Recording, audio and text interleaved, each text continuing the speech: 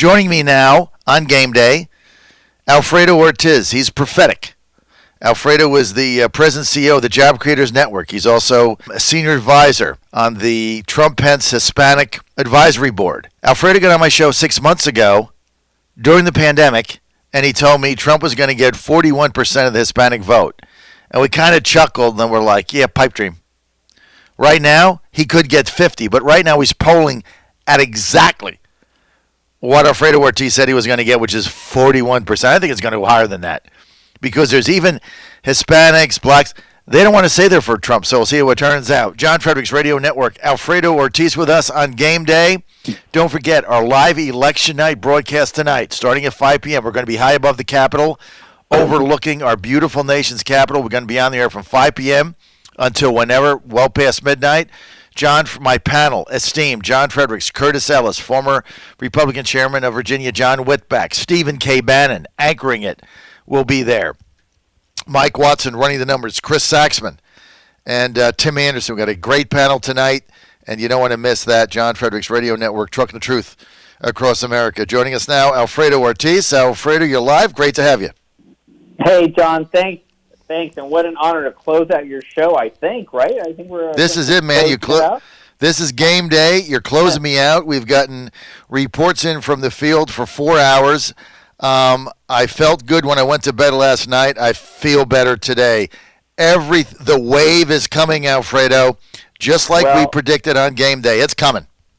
Yep, and technically, John, I have to correct you because I gave you a range of 41 to 43%. That's true. I am going to say it's going to be 43%. Well, you're going to have nailed it. I don't know how you knew this 6 months ago, but you absolutely nailed it. I mean, it's an incredible number. But here's the other thing. I mean, we were told over the weekend that Trump was getting 32% of the black vote in Michigan. So they re-polled it, and it came back 33%. I don't believe that, but what is going on? Well, look, I mean, so I think nationally, by the way, I think he'll probably come in at that 18 to 19% range on the black vote, and I really do believe that range of 41 to 43. But I do think it's going to hit that 43%. You know what that means, John? It means the Democrats completely have lost sight of what their absolute stronghold used to be, the true minority vote. The black and Hispanic vote realized that the Democrats, taking them for granted, focused on issues that aren't relevant to them. Because remember when I told you that number, the Unidos US, it was a poll that was conducted amongst Hispanics. It's a very left-leaning organization here in D.C. Yes. It came back, the number one issue was not immigration. In fact, immigration was number 3. It was actually jobs in the economy was number 1, healthcare number 2, immigration number 3. And the Democrats never have understood that because they just take that population, both populations, for granted.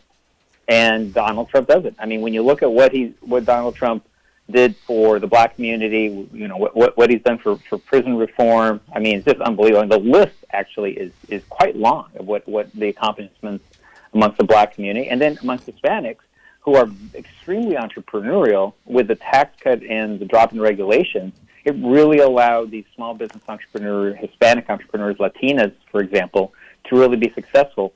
I think I remember telling you this statistic data point that last year, 2/3 of net new home ownership was due to Hispanics.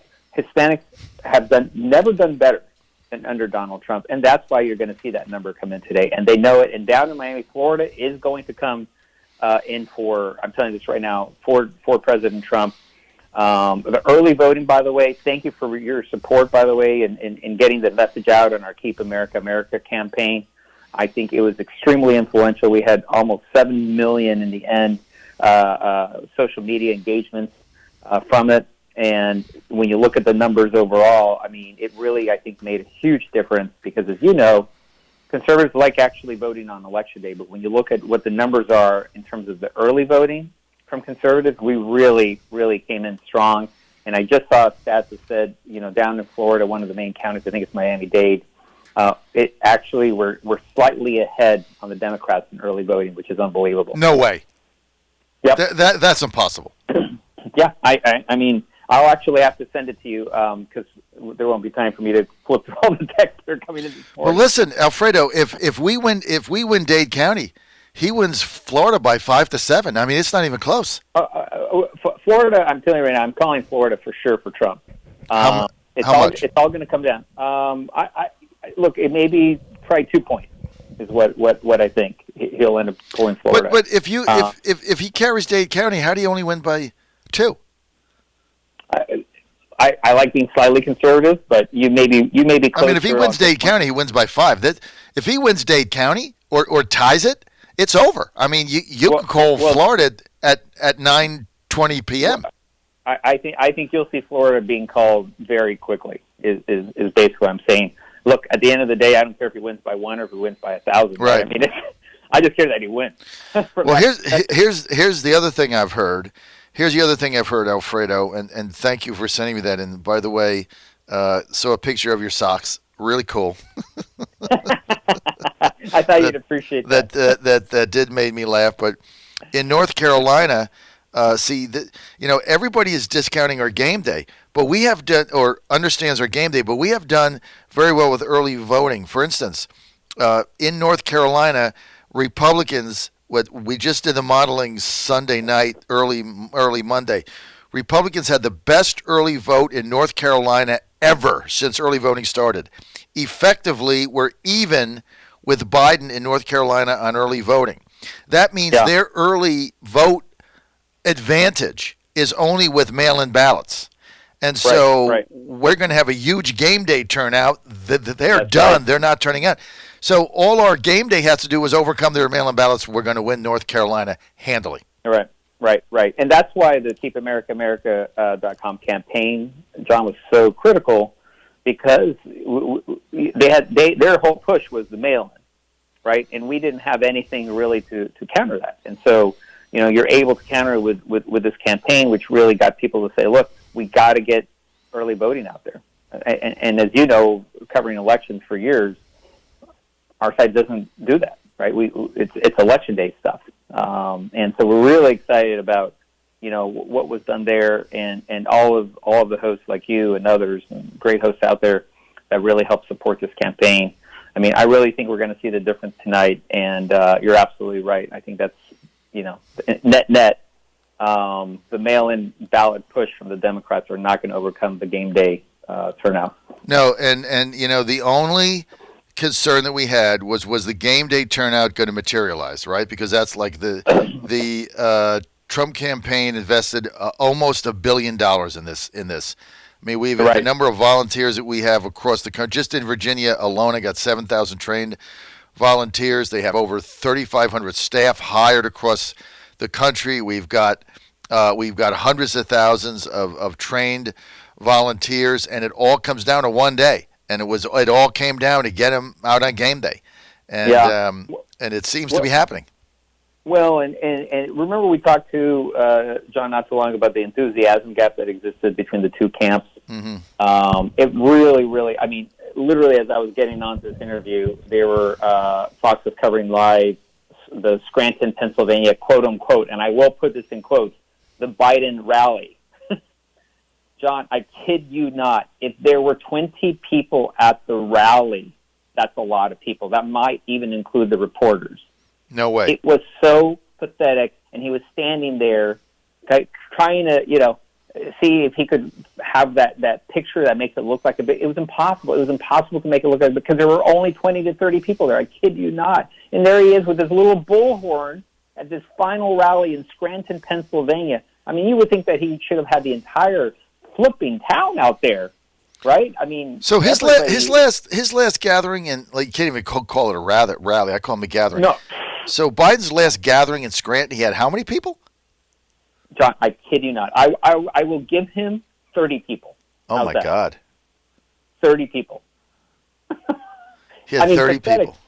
And then you look at Kenosha. You look at every single the Michigan and Grand Rapids. I mean, just thousands of people coming out for Trump. The enthusiasm gap was just so pathetic there. I have to tell you, I actually almost felt bad for Biden. How do you go out in Scranton in the final day and have 30 people? You just can't win. I don't care what they say, dude. I mean, Trump went to Bucks County Saturday night, right up the street. He had 57,000 people turn out in the farm. Yeah, no, I mean, truly, John, how do you show up to Scranton, Pennsylvania on Election Day, one of your second to last campaign stop, your hometown that you tout all the time, and have 30 people there? Unbelievable. I mean, we can't write script like this. But, hey, by the way, I may try to drop by and visit you tonight, if that's okay, you and Bannon. Let me put you on the list. I will do that, and we'd love to have you. So just talk to me offline, and I'll get that worked out. It sounds exciting. Would be honored to just stop by and say hello. You guys have done tremendous stuff. Been on Bannon's show a couple times as well, and just really appreciate all the support you guys gave. And look, we literally have to keep America, and so we're very proud of the work at Job Creators Network. As you know, it's a small team, so we try to outpunch our weight class.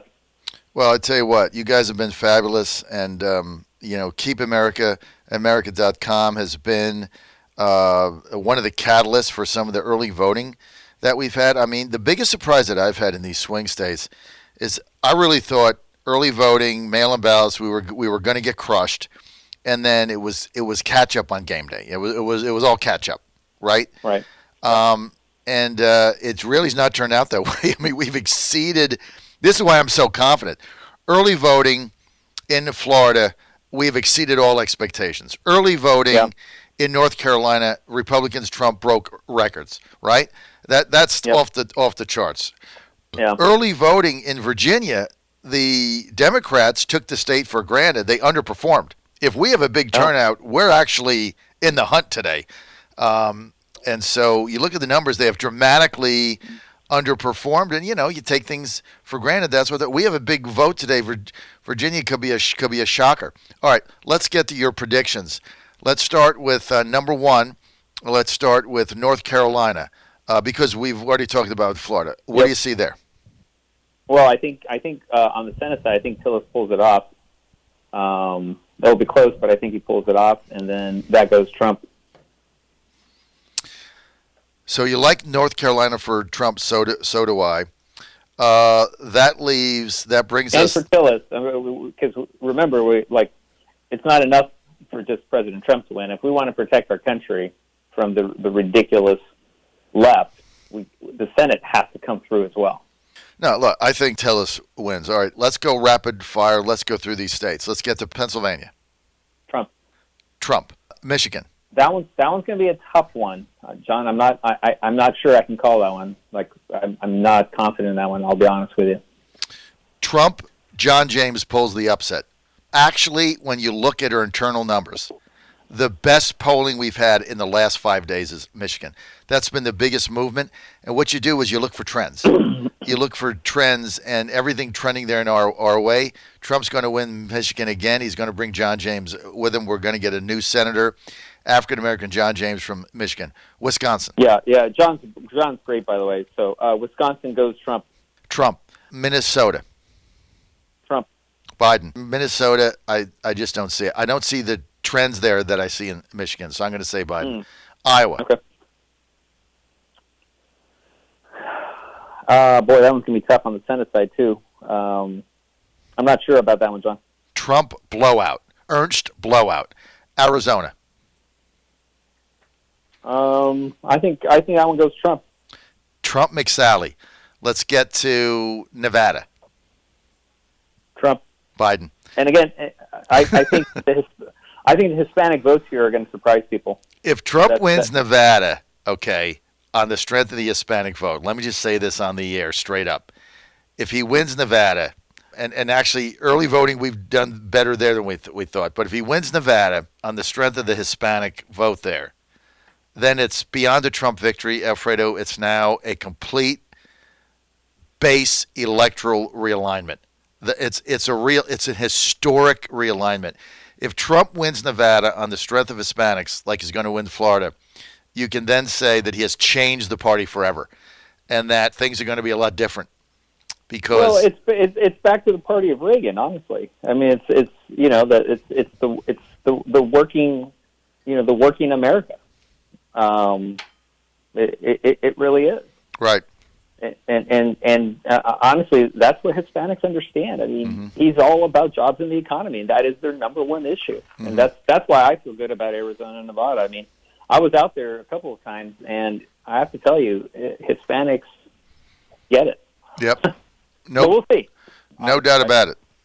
All right. Well, look, I'm going to send you the information on tonight. You really need to stop by. It's going to be an historic event. But I really want to thank the Job Creators Network, number one, for all you've done for the Trump campaign. It's a little engine that could. You've done so much with just minimal resources.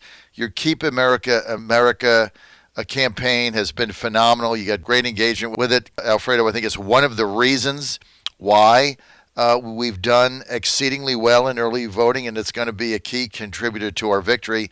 You're also a leader on the Trump Hispanic campaign, and 41 to 43%. We giggled. I mean, I giggled at it. I'm like, yeah, Alfredo, whatever. This was like 6 months ago when we were in Atlanta together, and by the way, you still owe me that dinner, John. You still owe me that dinner because remember I predicted Biden was going to be the nominee too. So you owe me two. I go to 2 dinners. Yeah. Well, I tell you what, it's going to be the best 2 dinners ever to have my friend there with me.